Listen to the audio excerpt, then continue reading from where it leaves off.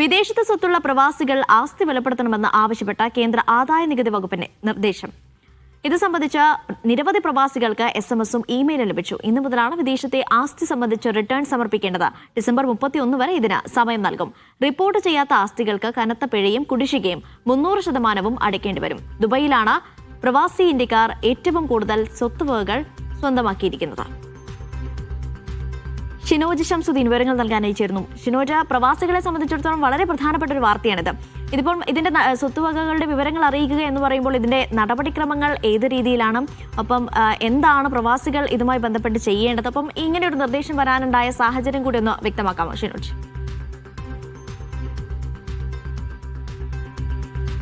അലിഷ, കഴിഞ്ഞ വർഷം ഏതാണ്ട് ഇതേ സമയത്താണ് നഡ്ജ് എന്ന പേരിൽ കേന്ദ്ര ആദായ നികുതി വകുപ്പ് ഇത്തരം ഒരു ക്യാമ്പയിന് തുടക്കമിട്ടത്. അതായത് നാട്ടിൽ നിക്ഷേപമുള്ളവർ, അതേപോലെ വിദേശത്ത് നിക്ഷേപമുള്ളവർ, അവരുടെ വിദേശത്തെ സ്വത്ത് എന്താണ്, അവരുടെ ആസ്തി എന്താണ്, വരുമാനം എന്താണ് എന്ന് കണ്ടെത്താനുള്ള ഒരു ക്യാമ്പയിന് കഴിഞ്ഞ വർഷമാണ് തുടക്കമിട്ടത്. ഇതിൻ്റെ ഭാഗമായി 23,000-ഓളം പ്രവാസികൾ, പല രാജ്യങ്ങളിലുള്ള പ്രവാസികൾ അവരുടെ ടാക്സ് റിട്ടേൺ സമർപ്പിച്ചിരുന്നു. അതുകൊണ്ട് തന്നെ എത്രമാത്രം വലുതാണ് ഈ നാട്ടിൽ നിക്ഷേപമുള്ള അല്ലെങ്കിൽ വിദേശത്തും നിക്ഷേപമുള്ള പ്രവാസികളുടെ വരുമാനം എത്രയാണ് എന്ന് ആദായ വകുപ്പിന് ഒരു രൂപരേഖ ലഭിച്ചു. ഇതിനെ തുടർന്നാണ് ഇപ്പോൾ ഈ ക്യാമ്പയിൻ ശക്തമാക്കിയിരിക്കുന്നത്. കഴിഞ്ഞ വർഷത്തെ തന്നെ കണക്ക് നോക്കുകയാണെങ്കിൽ ഏകദേശം 24,678 പ്രവാസികളാണ് ഈ റിട്ടേൺ സമർപ്പിച്ചത്. അവർക്ക് 29,208 കോടി രൂപയുടെ ആസ്തി വിദേശത്തുണ്ട് എന്നാണ്. അതേപോലെ അവരുടെ വരുമാനം 1,089 കോടിയിലധികമാണ്. ഇതിൻ്റെ നികുതി പിടിച്ചെടുക്കുക എന്നുള്ളൊരു ഉദ്ദേശത്തോടു കൂടിയാണ് ഈ വർഷം ഈ ക്യാമ്പയിൻ കൂടുതൽ ശക്തമാക്കുന്നത്. ഇതിൻ്റെ ഭാഗമായി ഇവിടെ ദുബൈയിൽ സ്വത്തുള്ള പലർക്കും SMS-ഉം ഇമെയിലും ലഭിച്ചു കഴിഞ്ഞിട്ടുണ്ട്. അതായത് ഇന്നു മുതൽ ഡിസംബർ 31 വരെ ആസ്തികൾ വെളിപ്പെടുത്തണം. ആസ്തികൾ വെളിപ്പെടുത്താൻ മറച്ചു വെക്കുകയാണെങ്കിൽ അവർക്ക് 10 ലക്ഷം രൂപയാണ് പിഴ.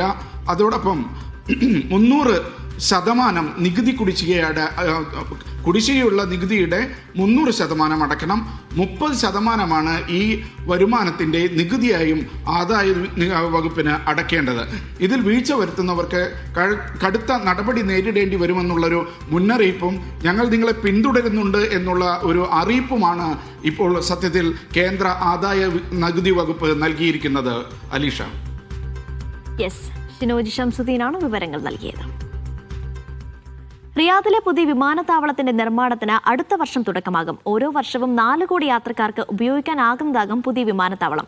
റിയാദിലെ നിലവിലുള്ള കിങ് ഖാലിദ് വിമാനത്താവളം പതിയെ പുതിയ വിമാനത്താവളത്തിലേക്ക് മാറ്റും.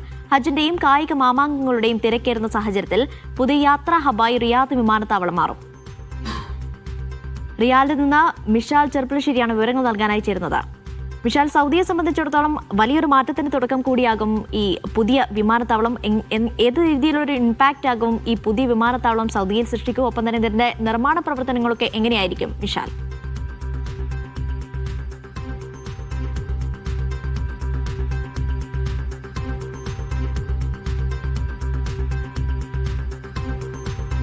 റിയാദിലാണ് പുതിയ വിമാനത്താവളം ഒരുങ്ങുന്നത്. ഹജ്ജ് എക്സ്പോ 2030, വരാനിരിക്കുന്ന വേൾഡ് കപ്പ് തുടങ്ങിയ വലിയ ഇവന്റുകളെ മുന്നിൽ കണ്ടുകൊണ്ടാണ് കൂടുതൽ സൗകര്യങ്ങൾ ഒരുക്കിക്കൊണ്ട് പുതിയ വിമാനത്താവളത്തിന് പദ്ധതിയിടുന്നത്.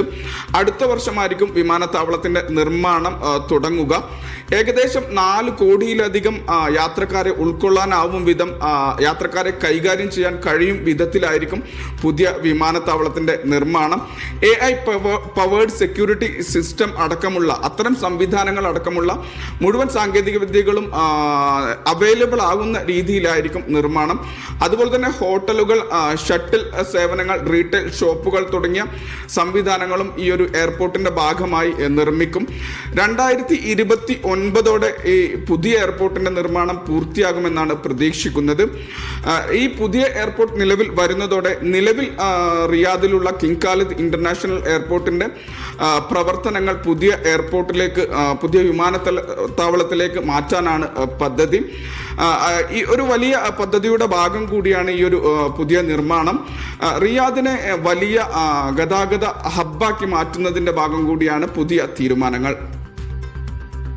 ശരി. മിഷാലാണ് വിവരങ്ങൾ നൽകിയത്. മറ്റു വാർത്തയിലേക്കാണ്.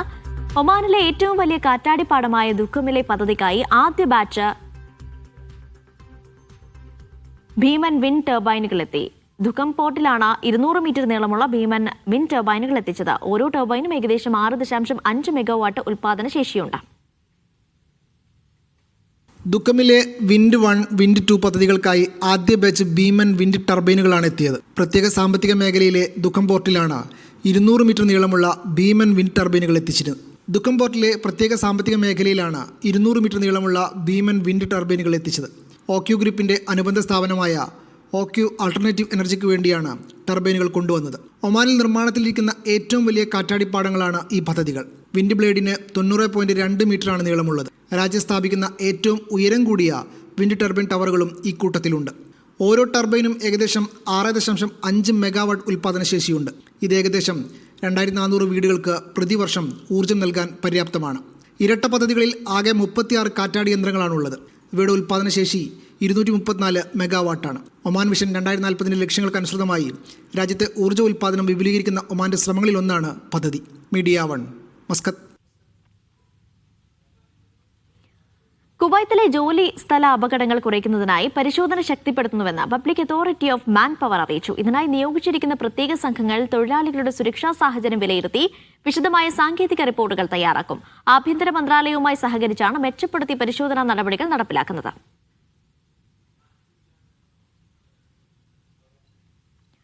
UN tourism board of affiliate മെമ്പേഴ്സിൽ ഇടം നേടി സൗദി ടൂറിസം അതോറിറ്റി 2026-29 വർഷത്തേക്കാണ് തെരഞ്ഞെടുക്കപ്പെട്ടത്.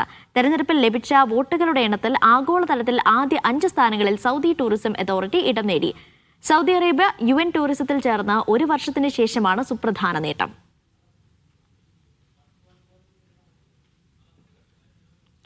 മക്കയിൽ നിയമലംഘനങ്ങൾ നടത്തിയ സ്ഥാപനങ്ങൾ അടച്ചുപൂട്ടി. വർക്ക്ഷോപ്പുകളും വെയർഹൌസുകളും ഉൾപ്പെടെ 1000-ലധികം സ്ഥാപനങ്ങളാണ് പൂട്ടിയത്. മുനിസിപ്പാലിറ്റി നടത്തുന്ന ക്യാമ്പയിന്റെ ഭാഗമായാണ് നടപടി. മക്കയിൽ നിയമങ്ങൾ ലംഘിച്ചു പ്രവർത്തിച്ച 1313 സ്ഥാപനങ്ങൾക്കെതിരെയാണ് മുനിസിപ്പാലിറ്റി നടപടി സ്വീകരിച്ചത്. തസ്ഹീഹ് മക്ക ക്യാമ്പയിന്റെ ഭാഗമായാണ് വ്യാപക പരിശോധന. 6046 ഫീൽഡ് പരിശോധനകൾ മുനിസിപ്പാലിറ്റി പൂർത്തിയാക്കി. ചട്ടവിരുദ്ധമായി പ്രവർത്തിച്ച 783 വർക്ക്ഷോപ്പുകളും 530 വെയർഹൌസുകളും നിർത്തലാക്കി. ആരോഗ്യ സുരക്ഷാ മാനദണ്ഡങ്ങൾ ഉറപ്പാക്കാനായി റെസ്റ്റോറന്റുകൾ, പലചരക്കു കടകൾ, ഫുഡ് ട്രക്കുകൾ എന്നിവയും പരിശോധന പൂർത്തിയാക്കി. നിരവധി സ്ഥാപനങ്ങൾക്ക് മുന്നറിയിപ്പും നൽകിയിട്ടുണ്ട്. മക്കയിലെ ജീവിത നിലവാരം ഉയർത്തുന്ന പദ്ധതിയുടെ ഭാഗമായാണ് തസ്ഹീഹ് മക്ക ക്യാമ്പയിൻ പുരോഗമിക്കുന്നത്. Sabith Saleem, media 1, Mecca. കുവൈത്തിൽ ലോൺ എടുത്ത് കുടിശ്ശികയാക്കിയവർക്കും സാമ്പത്തിക കേസുകളിൽ ഉൾപ്പെട്ടവർക്കുമെതിരെ കർശന നടപടിയുമായി അധികൃതർ. ഇത്തരം വ്യക്തികൾക്കെതിരെയുള്ള അറസ്റ്റ് വാറന്റുകൾ രാസ്ഡ് ആപ്പുമായി ബന്ധിപ്പിച്ചിട്ടുണ്ടെന്ന് ആഭ്യന്തര മന്ത്രാലയം അറിയിച്ചു. ഇതോടെ വിമാനത്താവളങ്ങളിലും കടൽ അതിർത്തികളിലുമെല്ലാം ഇവരെ അറസ്റ്റ് ചെയ്യാൻ സാധിക്കും. കുടിശ്ശികയുള്ളവർ വിമാനത്താവളത്തിൽ നേരിട്ടോ സഹൽ ആപ്പിലെ പേയ്മെന്റ് സംവിധാനങ്ങൾ ഉപയോഗിച്ചോ തുകകൾ അടയ്ക്കാം. 3 ദിവസത്തെ സന്ദർശനത്തിനായി മുഖ്യമന്ത്രി പിണറായി വിജയൻ മറ്റന്നാൾ ദുബായിലെത്തും. തെരഞ്ഞെടുപ്പ് നേട്ടം ലക്ഷ്യമിട്ട് മുഖ്യമന്ത്രി ദുബായിൽ നടത്തുന്ന പരിപാടികൾ ബഹിഷ്കരിക്കുമെന്ന് ദുബായ് KMCC പ്രഖ്യാപിച്ചു. മുഖ്യമന്ത്രിക്ക് സ്വാഗത സംഘം രൂപീകരിക്കാൻ വരെ ഒപ്പം നിന്ന് KMCC ഇപ്പോൾ ബഹിഷ്കരണം പ്രഖ്യാപിക്കുന്നത് എന്തിനാണെന്ന് അറിയില്ലെന്ന് സംഘാടക സമിതി ഭാരവാഹികൾ പറഞ്ഞു. ലോക കേരള സഭ, മലയാളം മിഷൻ തുടങ്ങിയ സർക്കാർ സംവിധാനങ്ങൾ ദുരുപയോഗം ചെയ്ത് മുഖ്യമന്ത്രി പിണറായി വിജയൻ തെരഞ്ഞെടുപ്പ് പ്രചാരണം നടത്തുകയാണെന്ന് ആരോപിച്ചാണ് KMCC മുഖ്യമന്ത്രിയുടെ ദുബൈയിലെ പരിപാടികൾ ബഹിഷ്കരിക്കുന്നത്. കഴിഞ്ഞ കാലഘട്ടങ്ങളിലൊക്കെ മുഖ്യമന്ത്രി UAE സന്ദർശിച്ചപ്പോഴൊക്കെ ആ പരിപാടി വളരെ ഗംഭീര വിജയമാക്കിയതും കൊണ്ടു നടന്നതൊക്കെ ഞങ്ങളുടെ പ്രവർത്തകന്മാരായിരുന്നു. ഇത്തവണ ഈ ഒരു ഇലക്ഷൻ ഒരു വെളിപ്പാടായാലും ഏകദേശം 10 ദിവസത്തിൻ്റെ അകത്ത് തദ്ദേശ സ്വയംഭരണ സ്ഥാപനങ്ങളിലേക്ക് തെരഞ്ഞെടുപ്പ് ഒരു 3-4 മാസം കൊണ്ട് തെരഞ്ഞെടുപ്പ് നടപടികൾ സ്റ്റാർട്ട് ചെയ്യാൻ പോകുന്നു കേരളത്തിൽ. അപ്പോൾ ഈ ഒരു സമയത്തുള്ള ഈ വിദേശ സന്ദർശനം തികച്ചും രാഷ്ട്രീയ പ്രേരിതവും അതേപോലെ തന്നെ അതിന് ഒരു പൊളിറ്റിക്കൽ സ്റ്റണ്ടാണ് എന്ന് ഞങ്ങൾക്ക് വ്യക്തമായ ബോധ്യമുള്ളതുകൊണ്ട് തന്നെ ആ പരിപാടിയുമായി സഹകരിക്കേണ്ടതില്ല എന്നുള്ള ഉറച്ച തീരുമാനത്തിലാണ് ഞങ്ങളുള്ളത്. ലോക കേരള സഭ എന്ന് പറയുന്നതിൻ്റെ ആശയം തന്നെ ഇവിടെയുള്ള പ്രവാസികൾക്ക് വേണ്ടി കേരള സംസ്ഥാന ഗവൺമെൻറ്റിൻ്റെ മുന്നിലുള്ള ആശയങ്ങൾ അവതരിപ്പിക്കുന്നതിനും പ്രചരിപ്പിക്കുന്നതിനും നടപ്പിലാക്കുന്നതിനുമുള്ള സംവിധാനമാണ്. ആ സംവിധാനത്തെ ദുരുപയോഗം ചെയ്യുന്ന രൂപത്തിലുള്ള പ്രവർത്തനങ്ങളാണ് നടന്നുകൊണ്ടിരിക്കുന്നത്. അതുമാത്രമല്ല, കോടിക്കണക്കിന് രൂപ ചെലവഴിക്കുക എന്നുള്ളതിലുപരി ഏതെങ്കിലും ഒരു പ്രവാസിക്ക് എന്തെങ്കിലും ഒരു ഗുണം ലഭിച്ചതായി ഇന്ന് വരെ ആർക്കും അറിയാത്ത ഒരു കാര്യമാണ് കേരളസഭ എന്ന് പറയുന്നത്. രാഷ്ട്രീയ ഭേദമന്യേ മുഖ്യമന്ത്രിക്ക് നൽകുന്ന ജനകീയ സ്വീകരണമാണ് ഡിസംബർ 1 CM ഇൻ ദുബൈ എന്ന പേരിൽ കേരളോത്സവത്തിൽ ഒരുക്കുന്നതെന്നാണ് സംഘാടക സമിതിയുടെ അവകാശവാദം. ലോക കേരള സഭയിലെ ചർച്ചകളിൽ സജീവമായി പങ്കെടുക്കുന്ന KMCC നേതാക്കൾ ഇപ്പോൾ അതിനെ വിമർശിക്കുന്നത് എന്തുകൊണ്ടാണെന്ന് അറിയില്ലെന്ന് അവർ പറഞ്ഞു. കഴിഞ്ഞ ലോക കേരള സഭയ്ക്കകത്ത് പങ്കെടുത്ത ഒരാളാണ് ഡോക്ടർ പുത്തൂർ റഹ്മാൻ. ആ സഭയ്ക്കകത്ത് ഏറ്റവും നന്നായിട്ട് നിസാർ കളങ്കര, ആ സഭയ്ക്കകത്ത് ഏറ്റവും നന്നായിട്ട് സർക്കാരിന്റെ ലോക കേരള സഭയും സർക്കാരിനെ അഭിനയിച്ച് സംസാരിച്ച് പുത്തൂർ റഹ്മാനാണ്. നമ്മളത് മറന്നുകൊണ്ട. അപ്പോൾ അങ്ങനെ ആളുകളൊക്കെ നമ്മളിനകത്തുണ്ട്. 30 രാവിലെ ദുബൈയിലെത്തുന്ന മുഖ്യമന്ത്രി അന്ന് ഇന്ത്യൻ കോൺസുലേറ്റിന്റെ വിരുന്നിൽ പങ്കെടുക്കും. ഡിസംബർ 1 കേരളോത്സവത്തിലെ പൊതുപരിപാടിയിലും ബിസിനസ് മീറ്റിലും സംബന്ധിക്കും. 2 ദുബൈ ഭരണ നേതൃത്വത്തിലുള്ളവരെ കണ്ടാകും മുഖ്യമന്ത്രി നാട്ടിലേക്ക് മടങ്ങുക. Media 1 Dubai. മയക്കുമരുന്ന് വിരുദ്ധ ബോധവൽക്കരണത്തിന്റെ ഭാഗമായി സിനിമ നിർമ്മിക്കാനൊരുങ്ങി സൗദി അറേബ്യ. ആന്റി നർക്കോട്ടിക് സ്ക്വാഡിലെ ഓഫീസർമാരുടെ യഥാർത്ഥ സംഭവങ്ങളടക്കം ഉൾപ്പെടുത്തിയായിരിക്കും നിർമ്മാണം. ജനറൽ എന്റർടൈൻമെന്റ് അതോറിറ്റി ആയിരിക്കും നേതൃത്വം നൽകുക.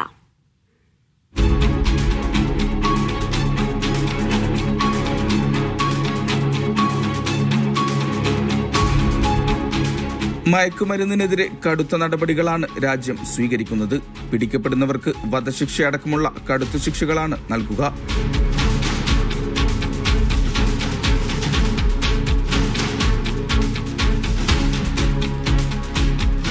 മയക്കുമരുന്നിനെതിരെയുള്ള പ്രവർത്തനങ്ങളുടെ ഭാഗമായി സിനിമ നിർമ്മിക്കാനൊരുങ്ങുകയാണ് സൗദി. വിജിലൻസ് ഐസ് എന്ന പേരിലായിരിക്കും സിനിമ. ഇതിന്റെ പ്രാരംഭ പ്രവർത്തനങ്ങൾ ആരംഭിച്ചു. റീഡിംഗ് വർക്ക്ഷോപ്പുകളാണ് നിലവിൽ പുരോഗമിക്കുന്നത്. അടുത്ത ആഴ്ചയായിരിക്കും ചിത്രീകരണം.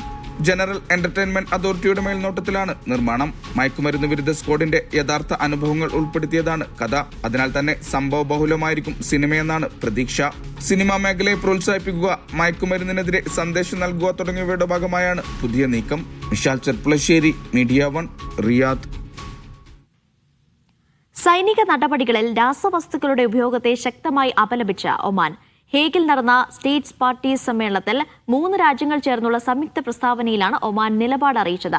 രാസവസ്തുക്കൾ ഉപയോഗിച്ച് ഫലസ്തീനിലും ലബനാനിലും ഇസ്രായേൽ അധിനിവേശ സേന നടത്തുന്ന സൈനിക നടപടികളെ നെതർലൻഡ്സിലെ ഒമാൻ അംബാസിഡർ ഷെയ്ഖ് അബ്ദുള്ള അൽ ഹർത്തി ശക്തമായി എതിർത്തു. ഒമാൻ പുതുതായി കൾച്ചറൽ വിസ അനുവദിച്ചിരിക്കുകയാണ്. ഇത് ആർക്കൊക്കെയാണ് ലഭിക്കുക? ബാക്കി നജ്മ മജീദ് പറയും. ഒമാനിൽ നിന്ന് വളരെ സന്തോഷകരമായ ഒരു വാർത്ത കൂടിയാണ് വരുന്നത്. കൾച്ചറൽ വിസ ഒമാൻ അവതരിപ്പിക്കുന്നു എന്നുള്ളതാണ്. കൾച്ചറൽ വിസ എന്നുള്ളത് കൊണ്ട് ഉദ്ദേശിക്കുന്നത് ടെമ്പററി ആയിട്ടുള്ള ഒരു വിസയാണ്. 3 മാസത്തേക്കോ അതിലധികം സമയത്തേക്കൊക്കെ എടുക്കാം. പക്ഷേ അതിന് യോഗ്യത ഉള്ളവർ ആരാണെന്നുള്ളതൊക്കെ നമ്മൾ അറിയേണ്ടതുണ്ട്. വിശദമായി തന്നെ നോക്കാം. ഒമാൻ കൾച്ചറൽ വിസ അവതരിപ്പിക്കുന്നു. ഇനി അതിൻ്റെ മറ്റ് വിശദാംശങ്ങൾ എന്ന് പറയുന്നത് സാംസ്കാരിക ആവശ്യങ്ങൾക്ക് ഒമാനിലെത്തുന്ന വിദേശികൾക്ക് വേണ്ടിയിട്ടുള്ളതാണ് ഈ കൾച്ചറൽ വിസ എന്ന് പറയുന്നത്. അതിന് എന്തൊക്കെയാണ് അതിൻ്റെ നടപടിക്രമങ്ങൾ, അല്ലെങ്കിൽ ആരൊക്കെയാണ് അതിന് യോഗ്യതരായിട്ടുള്ളവർ എന്നുള്ളത് നോക്കാം. വിദേശ കലാപ്രവർത്തകർ, അല്ലെങ്കിൽ ഗവേഷകർ, ബുദ്ധിജീവികൾ, സാംസ്കാരിക പ്രവർത്തകർ തുടങ്ങിയവരെ രാജ്യത്തേക്ക് ആകർഷിക്കുക എന്നുള്ളതാണ് ഈ വിസ കൊണ്ട് ഒമാൻ ലക്ഷ്യമാക്കുന്നത്. മറ്റൊന്ന്, സാംസ്കാരിക, കായിക അല്ലെങ്കിൽ യുവജന മന്ത്രാലയം, അക്കാദമിക് സ്ഥാപനങ്ങൾ, അംഗീകൃത സാംസ്കാരിക കേന്ദ്രങ്ങൾ പോലുള്ള അതോറിറ്റികളുടെ അപേക്ഷ പ്രകാരമായിരിക്കും വിസ നൽകുക. നമ്മുടെ ഒമാനിലേക്ക് എത്തുന്ന സാംസ്കാരിക മേഖലയിൽ പ്രവർത്തിക്കുന്നവർ, അല്ലെങ്കിൽ കായിക മേഖലയിൽ പ്രവർത്തിക്കുന്നവർ, യുവജന മന്ത്രാലയത്തിൽ നിന്നുള്ളവർ, അങ്ങനെയുള്ള പല മേഖലയിൽ പ്രവർത്തിക്കുന്നവർക്ക് വേണ്ടിയിട്ടുള്ളതാണ് ഈ വിസ എന്ന് പറയുന്നത്. അവർ ഒമാനിലേക്ക് ഇതുപോലുള്ള എന്തെങ്കിലും ആവശ്യത്തിനായിട്ട് എത്തുന്നവർക്ക് വേണ്ടിയാണ് വിസ ഒമാൻ അവതരിപ്പിക്കുന്നത് എന്നുള്ള ഒരു പ്രത്യേകത കൂടിയുണ്ട്. ഇനി ആരാണ് ഇവരുടെ ഉത്തരവാദിത്തം ഏറ്റെടുക്കുക, ആരാണ് ഇതിൻ്റെ അപേക്ഷ നൽകുക എന്നുള്ളതാണ് പറഞ്ഞത്. ഈ യുവജന മന്ത്രാലയം അല്ലെങ്കിൽ സാംസ്കാരിക മേഖലയായിട്ടുള്ള ബന്ധപ്പെട്ട അതോറിറ്റികൾ അവരുടെ അപേക്ഷ പ്രകാരമായിരിക്കും ഇവർക്ക് വിസ നൽകുക എന്നുള്ളതാണ്. അടുത്തത്, ജീവിത പങ്കാളിക്കും. ആരാണോ അവിടെ വിസ അപേക്ഷിക്കുന്നത് അവരുടെ ജീവിത പങ്കാളിക്കും ഫസ്റ്റ് ഡിഗ്രി ബന്ധുക്കൾക്കും. എന്താണ് ഫസ്റ്റ് ഡിഗ്രി ബന്ധുക്കൾ എന്നുകൊണ്ട് ഉദ്ദേശിക്കുന്നതെന്ന് പ്രേക്ഷകർക്ക് അറിയാം, എങ്കിലും ഞാൻ ഒന്നും കൂടെ പറയുകയാണ്. ഫസ്റ്റ് ഡിഗ്രി ബന്ധുക്കൾ എന്നുകൊണ്ട് ഉദ്ദേശിക്കുന്നത് നമ്മുടെ സിബ്ലിങ്സ്, അല്ലെങ്കിൽ നമ്മുടെ സഹോദരിയോ സഹോദരനോ, അല്ലെങ്കിൽ നമ്മുടെ പാരൻസോ, പങ്കാളിയല്ലാത്ത നമ്മുടെ ഏറ്റവും അടുത്ത് നിൽക്കുന്ന ബന്ധുക്കാരെയാണ് നമ്മൾ ഫസ്റ്റ് ഡിഗ്രി ബന്ധുക്കൾ എന്ന് പറയുന്നത്. അപ്പോൾ അവർക്കൊക്കെ സാംസ്കാരിക ജോയിനിങ് വിസയും ഒമാൻ അനുവദിക്കുന്നു എന്നുള്ളതാണ്. മറ്റൊന്ന്, ഇഷ്യൂ ചെയ്ത് 3 മാസത്തിനുള്ളിൽ വിസ ഉപയോഗിക്കണം, അല്ലെങ്കിൽ ആ വിസ അസാധുവാകും എന്നുള്ളൊരു കാര്യം കൂടെ ഉണ്ട്. അത് ശ്രദ്ധിക്കേണ്ട, ജാഗ്രത വേണ്ട ഒരു കാര്യം കൂടിയാണ്. ഇഷ്യൂ ചെയ്ത 3 മാസത്തിനുള്ളിൽ നമ്മൾ ആ വിസ ഉപയോഗിച്ചിരിക്കണം എന്നുള്ളതാണ്. അടുത്തതായി, യോഗ്യത ആർക്കൊക്കെയാണ് എന്നുള്ളതാണ്. സാംസ്കാരിക വിനിമയ പരിപാടികൾ അല്ലെങ്കിൽ കലാപരിശീലനങ്ങൾക്കൊക്കെ ആയിട്ട് ഒമാനിലെത്തുന്നവർ അതിൽ യോഗ്യതയുള്ളവരാണ്. മറ്റ് കൂട്ടർ എന്ന് പറയുന്നത് നേരത്തെ പറഞ്ഞ പോലെ തന്നെ സംസ്കാരം, കല, പൈതൃകം എന്നിവയിൽ ഗവേഷണ സഹകരണവുമായി ബന്ധപ്പെട്ട ഒമാനിലെത്തുന്നവർക്കാണ്. അടുത്തത്, സാഹിത്യം, കലാ സമ്മേളനങ്ങളിലെ പങ്കാളിത്തം. ഇതുപോലെ ഇപ്പം നമ്മൾ ഷാർജയിലൊക്കെ ഷാർജ ബുക്ക് ഫെസ്റ്റിവലുകളൊക്കെ പോലെയുള്ള ബുക്ക് ഫെസ്റ്റിവൽ അല്ലെങ്കിൽ സാഹിത്യപരമായിട്ടുള്ള പരിപാടികൾ, സിനിമയുമായി ബന്ധപ്പെട്ട പരിപാടികൾ, അത്തരത്തിലുള്ള പരിപാടികളുമായിട്ട് ഒമാനിലെത്തുന്നവർക്ക് കൂടി അവർ കൂടെ ഈ ഒരു വിസയ്ക്ക് യോഗ്യരായിട്ടുണ്ട് എന്നുള്ളതാണ് പറയുന്നത്. മറ്റൊന്ന്, സാംസ്കാരിക കലാപരിപാടികളിലും പ്രദർശനങ്ങളിലും പങ്കെടുക്കുകയോ സംഘടിപ്പിക്കുകയോ ചെയ്യുന്നവർ. പങ്കെടുക്കുന്നവർക്ക് മാത്രമല്ല, അത്തരത്തിലുള്ള ഏതെങ്കിലും പരിപാടികളുമായി ബന്ധപ്പെട്ട് നമ്മൾ ഒമാനിൽ അങ്ങനെ ഒരു പരിപാടി സംഘടിപ്പിക്കുകയാണെങ്കിൽ അവർക്കും ഈ കൾച്ചറൽ വിസ ഉപയോഗപ്പെടുത്താവുന്നതാണ്. അടുത്തതായി, എങ്ങനെയാണ് ഇതിൻ്റെ തുക, ഇതിനൊരു ഫീസ് ഈടാക്കുന്നുണ്ടായിരിക്കും സ്വാഭാവികമായിട്ട്. എങ്ങനെയാണ് അതിൻ്റെ കണക്ക് നോക്കുമ്പോൾ 1 വർഷത്തേക്ക് 50 ഒമാനി റിയാലാണ് വരുന്നത്. ഇനി അത് 5 വർഷത്തേക്കുള്ള വിസയാണ് നമ്മൾ എടുക്കുന്നതെങ്കിലും പ്രതിവർഷം 50 ഒമാനി റിയാൽ തന്നെയാണ് വരുന്നത്. 10 വർഷത്തേക്കാണെങ്കിലും പ്രതിവർഷം 50 ഒമാനി റിയാൽ തന്നെയാണ് വരുന്നത്. അടുത്തതായി, എന്തൊക്കെയാണ് ഒമാൻ ഈ ഒരു കൾച്ചറൽ വിസ കൊണ്ട് ലക്ഷ്യമാക്കുക എന്നുള്ളത് കൂടി നോക്കാം. സാംസ്കാരിക ടൂറിസത്തിലൂടെ സമ്പദ് വ്യവസ്ഥയെ ശക്തിപ്പെടുത്തുക എന്നുള്ളതാണ് പ്രധാന ലക്ഷ്യമായിട്ട് വരുന്നത്. അടുത്തതായി, വൈജ്ഞാനിക കൈമാറ്റത്തിന് പിന്തുണ നൽകൽ, രാജ്യത്തെ സാംസ്കാരിക കലാപരിപാടികൾ, വിദേശ പങ്കാളിത്തം പ്രോത്സാഹിപ്പിക്കുക എന്നുള്ളതാണ്. ഒമാനിൽ നടക്കുന്ന സാംസ്കാരിക അല്ലെങ്കിൽ സാഹിത്യ പരിപാടികളിലൊക്കെ മറ്റു രാജ്യങ്ങളെ കൂടി ഉൾപ്പെടുത്തുക, ഇതുപോലെ വൈജ്ഞാനിക കൈമാറ്റം എന്നുള്ളതൊക്കെയാണ് ഒമാൻ ഈ ഒരു കൾച്ചറൽ വിസ കൊണ്ട് ലക്ഷ്യമാക്കുന്നത്. അടുത്തത്, സാംസ്കാരിക മേഖലകളിൽ ജോലി ചെയ്യുന്ന വിദേശികൾക്ക് നിയമപരമായ മേൽനോട്ടം ഉറപ്പാക്കുക എന്നുള്ളൊരു ലക്ഷ്യം കൂടി കൾച്ചറൽ വിസ കൊണ്ട് ഒമാൻ ഉദ്ദേശിക്കുന്നു. ഇതൊക്കെയാണ് ഒമാനിലെ കൾച്ചറൽ വിസയുമായി ബന്ധപ്പെട്ട് പറയാനുള്ളത്. ശരി, താങ്ക് യു നജ്മ. മറ്റു വാർത്തകളിലേക്ക് പോവുകയാണ്. 35 വർഷം മുമ്പ് യമൻ സ്വദേശിയെ വിവാഹം ചെയ്ത സൗദിയിലെത്തിയ ഇന്ത്യക്കാരി ഒടുവിൽ തനിച്ച് നാട്ടിലേക്ക് മടങ്ങി. ഹൈദരാബാദ് സ്വദേശി ഫാത്തിമയാണ് സാമൂഹ്യ പ്രവർത്തകരുടെയും സുമനസ്സുകളുടെയും സഹായത്തോടെ നാട്ടിലേക്ക് മടങ്ങിയത്. ഭർത്താവ് നിയമക്കുരുക്കിൽപ്പെട്ട് നാട് കടത്തപ്പെട്ടതോടെയാണ് ഫാത്തിമ ദുരിതത്തിലായത്. 35 വർഷം മുമ്പ് യമൻ സ്വദേശി മൊഹസിൻ അസ്ലം അബേദിനെ വിവാഹം ചെയ്താണ് ഫാത്തിമ സൗദിയിലെ അൽക്കോബാറിലെത്തിയത്. സന്തോഷകരമായ കുടുംബജീവിതത്തിൽ 5 മക്കളും പിറന്നു. 3 പെൺകുട്ടികളും 2 ആൺമക്കളും.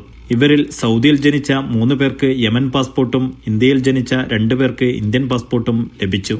5ാമത്തെ കുഞ്ഞിനെ പ്രസവിക്കുന്നതിനായി 19 വർഷം മുമ്പാണ് ഫാത്തിമ അവസാനമായി ഇന്ത്യയിലെത്തി മടങ്ങിയത്. ഇതിനിടെ കോവിഡ് കാലത്ത് ഭർത്താവിന്റെ ബിസിനസ് തകർന്നത് ഇവരുടെ സൗദിയിലെ ജീവിതം ദുസ്സഹമാക്കി. തുടർന്ന് സ്പോൺസർ മൊഹസിനെ ഉറൂബ് അഥവാ ഒളിച്ചോട്ടത്തിലും പെടുത്തി. ഹുറൂബിലകപ്പെട്ട മൊഹസിനെ 5 മാസം മുമ്പ് സുരക്ഷാ വിഭാഗം പിടികൂടി നാടുകടത്തി. കൂടെ യമൻ പാസ്പോർട്ടുള്ള 2 മക്കളും യാത്രയായി. അവശേഷിക്കുന്നവരിൽ ഒരു മകളെ നേരത്തെ തന്നെ സൗദി പൗരൻ വിവാഹം ചെയ്തിരുന്നു. മറ്റു 2 പേരിൽ ഒരു മകൾ തൊഴിൽ വിസയിലേക്ക് മാറി. അവശേഷിക്കുന്ന ഒരാളാകട്ടെ യാത്രയുടെ അവസാന നിമിഷം വിവരമറിയിക്കാതെ ഒളിച്ചോടുകയും ചെയ്തു. ഇളയ കൊച്ചിന് 19 വയസ്സുണ്ടായിരുന്നു. ഒരു ആൺകുട്ടിയാണ്. അത് പോകാൻ എന്നൊക്കെ പറഞ്ഞ് ഞങ്ങളൊക്കെ പോയി എല്ലാ സപ്പോർട്ടൊക്കെ ചെയ്ത് എല്ലാം സംസാരിച്ച് പോകാനിരുന്ന് തലേദിവസം അവൻ വീട്ടിൽ നിന്ന് ഇറങ്ങിപ്പോയി. അപ്പം ഫാത്തിമയ്ക്ക് ഭയങ്കര വിഷമായി പോയി. ഇത്രയും വർഷം ഇവിടെ ജീവിച്ചു, 5 മക്കളുണ്ടായി, ഹസ്ബൻഡ് ഉണ്ടായിരുന്നു. എന്നിട്ടും ഒറ്റയ്ക്ക് നാട്ടിലേക്ക് 35 വർഷത്തിന് ശേഷം ഒറ്റയ്ക്ക് നാട്ടിലേക്ക് പോകേണ്ടി വന്നു. ഇതോടെ മാസങ്ങൾ നീണ്ട ദുരിതത്തിനൊടുവിൽ സാമൂഹ്യപ്രവർത്തകരുടെയും സുമനസ്സുകളുടെയും സഹായത്തോടെ 5ാമത്തെ മകനെയും കൂട്ടി നാട്ടിലേക്ക് മടങ്ങാനിരുന്ന ഫാത്തിമക്ക് ഒടുവിൽ തനിച്ച് മടങ്ങേണ്ടി വന്നു. നാട്ടിലെത്തുന്ന മുറക്ക് യമൻ വിസ സംഘടിപ്പിച്ച് ഭർത്താവിന്റെയും മക്കളുടെയും അടുത്തേക്ക് തിരിച്ചെത്താൻ കഴിയുമെന്ന പ്രതീക്ഷയിലാണ് മടക്കം. Naushad റിക്കൂർ, media 1, Dammam. ഖത്തറിന്റെ സാംസ്കാരിക മേഖലയിൽ സജീവമായ സ്കിൽസ് ഡെവലപ്മെന്റ് സെന്റർ 23ാം വാർഷികാഘോഷം പ്രഖ്യാപിച്ചു. ഡിസംബർ 5-നാണ് ആഘോഷ പരിപാടികൾ. ഖത്തറിലെ ഇന്ത്യൻ അംബാസിഡർ അടക്കമുള്ളവർ പരിപാടിയിൽ പങ്കെടുക്കും.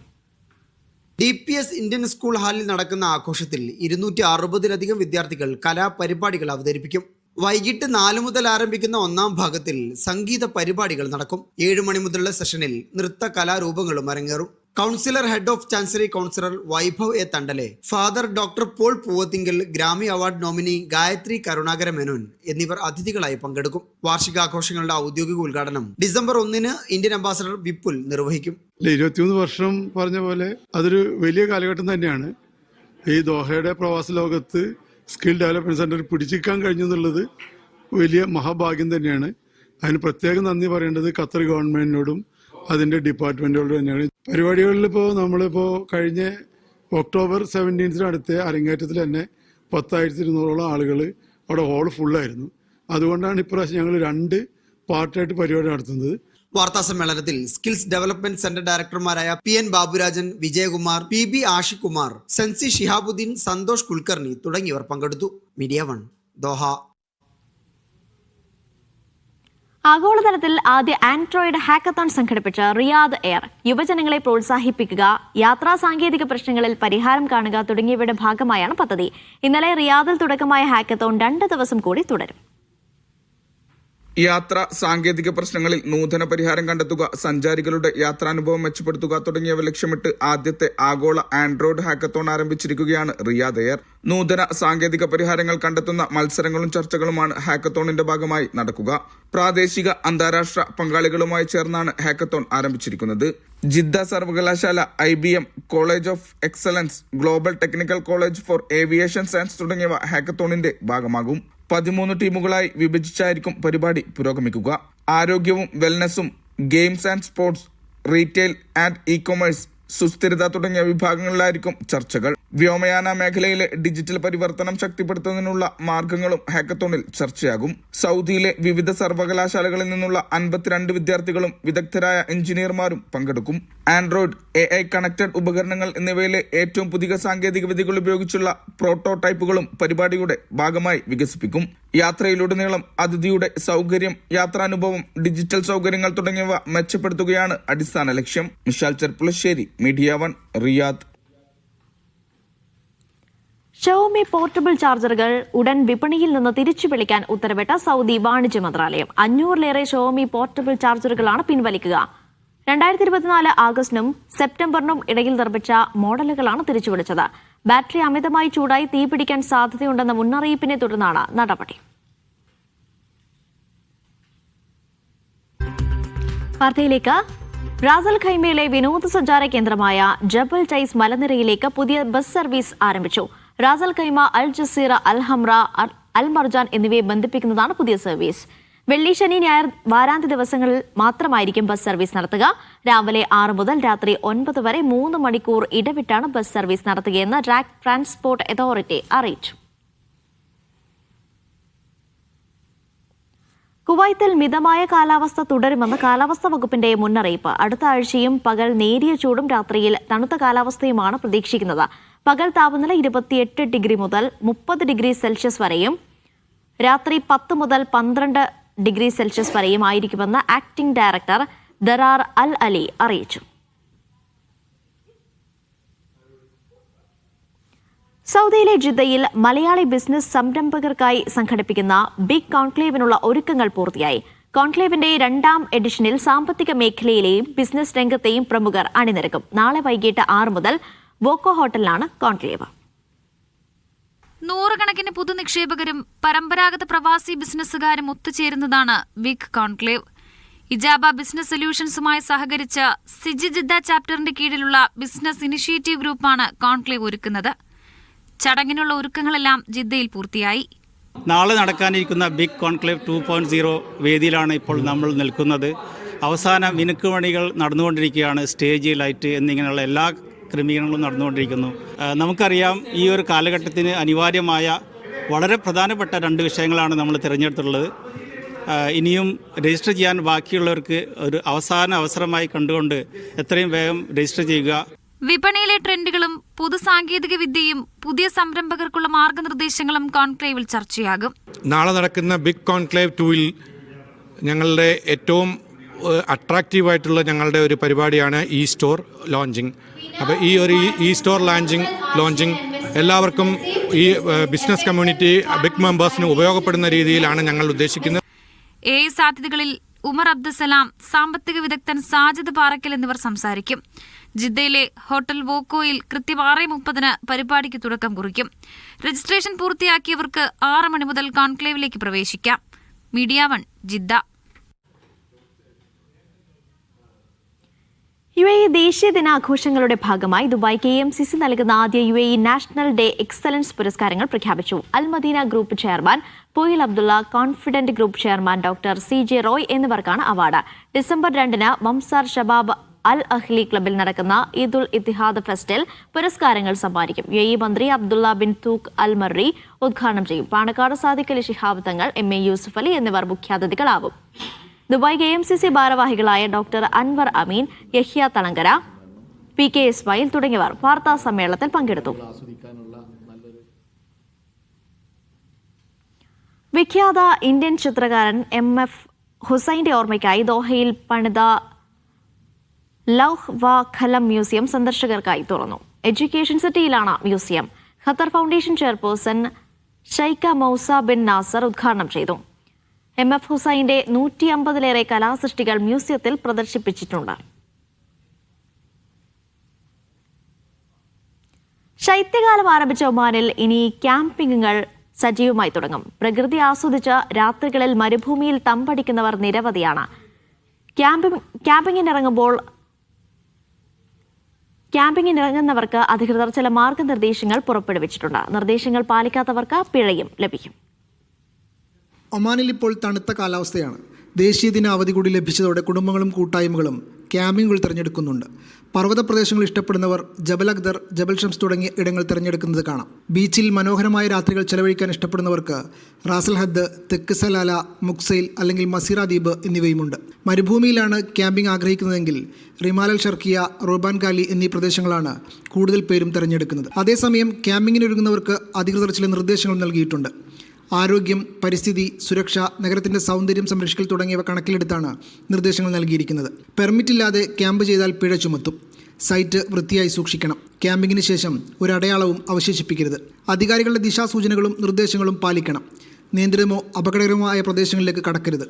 സൈറ്റിൽ ഒരു തരത്തിലുമുള്ള നിരപ്പാക്കലും അനുവദിക്കില്ല. മാലിന്യങ്ങൾ കത്തിക്കുകയോ കുഴിച്ചിടുകയോ ചെയ്യരുത് തുടങ്ങിയവയാണ് പ്രധാന നിർദ്ദേശങ്ങൾ. Media 1 Muscat. ഖത്തർ ഇന്ത്യൻ പ്രവാസി അസോസിയേഷൻ 2026 വർഷത്തേക്കുള്ള ഭാരവാഹികളെ തെരഞ്ഞെടുത്തു.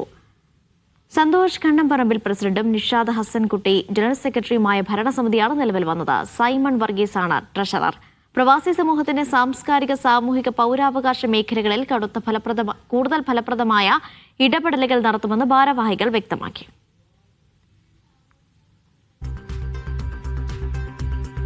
വാർത്തയിലേക്ക്. ഖത്തർ ഇന്ത്യൻ ഫുട്ബോൾ ഫോറം സംഘടിപ്പിക്കുന്ന ഖിഫ് സൂപ്പർ കപ്പ് ഫുട്ബോൾ ടൂർണമെന്റ് പുരോഗമിക്കുന്നു. ദോഹ സ്റ്റേഡിയത്തിൽ നിറഞ്ഞു കവിഞ്ഞ ആരാധകരുടെ ആവേശത്തിലാണ് മത്സരങ്ങൾ അരങ്ങേറുന്നത്. ഖിഫിന്റെ 16ാം സീസണാണ് ഇത്തവണത്തേത്. മുഹമ്മദ് അബ്ബാസ് വിവരങ്ങൾ നൽകാനായി ചേരുന്നുണ്ട്. അബ്ബാസ്, ഖത്തറിനെ സംബന്ധിച്ചിടത്തോളം പ്രവാസി ഫുട്ബോൾ ആരാധകർ വലിയ ആവേശത്തോടെ കാത്തിരിക്കുന്ന ഒന്നാണ് ഖിഫ് സൂപ്പർ കപ്പ് എന്ന് പറയുന്നത്. എങ്ങനെയാണ് ഈ മത്സരം പുരോഗമിക്കുന്നത്? ഒപ്പം ആരാധകരുടെ ആവേശം അത് എത്രത്തോളം ഉണ്ട്?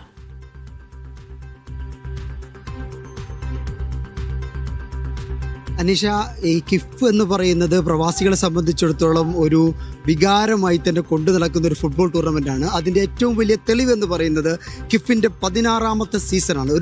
ഒരു ചാമ്പ്യൻഷിപ്പ് അതിൻ്റെ തുടർച്ചയായ 16ാം സീസണിലേക്ക് കടക്കുക എന്ന് പറയുമ്പോൾ ആരാധകർ അല്ലെങ്കിൽ പ്രവാസികൾ അതിനെന്തുമാത്രം നെഞ്ചേറ്റി എന്ന് നമ്മൾ സാക്ഷ്യപ്പെടുത്തുന്ന ഒരു അക്കം, ഒരു നമ്പർ കൂടിയാണ് 16 എന്നുള്ളത്. ഈ 16ാമത്തെ സീസൺ വിജയകരമായി പുരോഗമിക്കുകയാണ്. ഇപ്പോൾ തൃശ്ശൂരും കണ്ണൂരും തമ്മിലുള്ള കളി നടന്നുകൊണ്ടിരിക്കുകയാണ്. തൃശ്ശൂരും കോഴിക്കോടും തമ്മിലുള്ള കളി നടന്നുകൊണ്ടിരിക്കുകയാണ്. കഴിഞ്ഞ കളിയിൽ വയനാടായിരുന്നു ജയിച്ചത്. ഈ ഏകദേശം കിഫിൻ്റെ പ്രാഥമിക റൗണ്ട് പൂർത്തിയായിട്ടുണ്ട്. നമ്മുടെ കൂടെ അതിൻ്റെ സംഘാടകരുണ്ട്. പ്രസിഡന്റ് ഷറഫ് എങ്ങനെ തവണത്തെ കിഫ് എങ്ങനെയാണ്? ഇത്തവണത്തെ ഖത്തർ ഇന്ത്യൻ ഫുട്ബോൾ ഫോറം സംഘടിപ്പിച്ച 16ാമത്തെ സീസണിൽ കഴിഞ്ഞ വർഷത്തെ അപേക്ഷിച്ച് ഞങ്ങൾ ഒരു ഫോർമാറ്റിൽ ഒരു മാറ്റം വരുത്തിയിട്ടുണ്ടായിരുന്നു. നാട്ടിൽ നിന്ന് ഗസ്റ്റ് പ്ലേയേഴ്സ് വേണ്ട എന്നുള്ളൊരു തീരുമാനമാണ് എടുത്തത്. അത് സത്യത്തിൽ ഫുട്ബോൾ ലോകത്ത് ഇവിടുത്തെ ഖത്തറിലെ പ്ലേയേഴ്സിൻ്റെ ഇടയിൽ വലിയൊരു സ്വീകാര്യത കിട്ടി. അതുപോലെ കളിയിലും അതിൻ്റെ ഒരു പെർഫോമൻസ് ഞങ്ങൾക്ക് ഫീൽ ചെയ്യാൻ പറ്റിയിട്ടുണ്ടായിരുന്നു. നിറഞ്ഞ് എങ്ങനെയുണ്ട് ഇനി പ്ലേ ഓഫ് റൗണ്ടിലൊക്കെ എത്താനായല്ലോ കാര്യം? ഇന്ന് ഞങ്ങളുടെ ഫസ്റ്റ് പ്രിലിമിനറി റൗണ്ടിന്റെ അവസാനത്തെ മത്സരമാണ് ഇപ്പോൾ നടന്നുകൊണ്ടിരിക്കുന്നത്. മുന്നത്തെ മത്സരത്തിൽ വയനാടാണ് വയനാടും തിരുവനന്തപുരമായിരുന്നു. വയനാട് ജയിച്ചു. ഇപ്പോൾ നടന്നുകൊണ്ടിരിക്കുന്നത് കണ്ണൂരും കോഴിക്കോടും തന്നെയാണ് മത്സരമാണ്. അപ്പോൾ ഈ ഒരു കളിയോട് കൂടിയിട്ട് നമ്മുടെ പ്ലേ ഓഫ് പിക്ചർ ക്ലിയർ ആവും. ആരാധകരെ വളരെ ആവേശത്തോടെ തന്നെയാണ് നമ്മുടെ ഇപ്രാവശ്യത്തെ ക്വിഫ് ടൂർണമെന്റ് 16ാമത് സീസണും വരവേറ്റത്. മലയാളി ഫുട്ബോൾ പ്രേമികളുടെ ഏറ്റവും ഇഷ്ടവേദിയായ ദോഹ സ്റ്റേഡിയം എന്നും മലയാളികൾക്ക് മത്സരങ്ങൾ കാണാൻ വളരെ ആവേശം തരുന്നൊരു സ്റ്റേഡിയമാണ്. അതിൻ്റെ എല്ലാ പ്രതിഫലനങ്ങളും നമുക്ക് ഗാലറിയിലും മറ്റും കാണാൻ പറ്റുന്നുണ്ട്. ആദ്യ റൗണ്ട് മത്സരങ്ങൾ എന്ന് പറഞ്ഞതുപോലെ ഇന്നത്തോടെ കഴിയുകയാണ്.